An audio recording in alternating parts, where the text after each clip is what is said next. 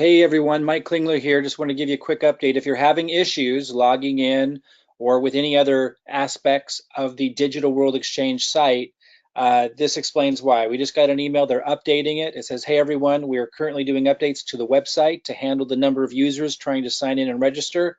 You guys may have heard, last I heard, they had over 600,000 people, and I think it was growing, so it's probably much bigger, who registered. So, a pretty extraordinary load. Because the update will take about 24 to 48 hours and the site may be down for a bit. While we are making this update, we are adding more coins to trade. We're very excited for you all to be a part of our exchange and want to make it the best possible experience for you. So again, this is very early. We don't know what's going to happen, but I know that the intentions of Alex are in the right place as the owner of Digital World Exchange. It's an incredible feat to be able to launch an exchange in the United States.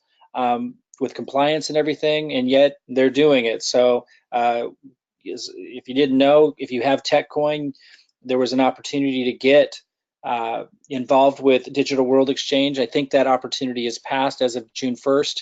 I haven't heard different, but if you were a part of that, you may want to subscribe to this video because I'm going to keep giving you updates as I hear more. And I just wanted to let you guys know that there was issues for the next 24 to 48 hours that are planned as they update the site in case you bought tokens or you tried to do something and the site wasn't working the way you wanted it to. You're having trouble logging in like I was about an hour ago. Now we know why they're updating the system. So give it 24 to 48 hours. I'm recording this on June 2nd, which is Saturday. So unless we hear another update, we should, according to this, expect it to all be working well by Monday evening or Tuesday.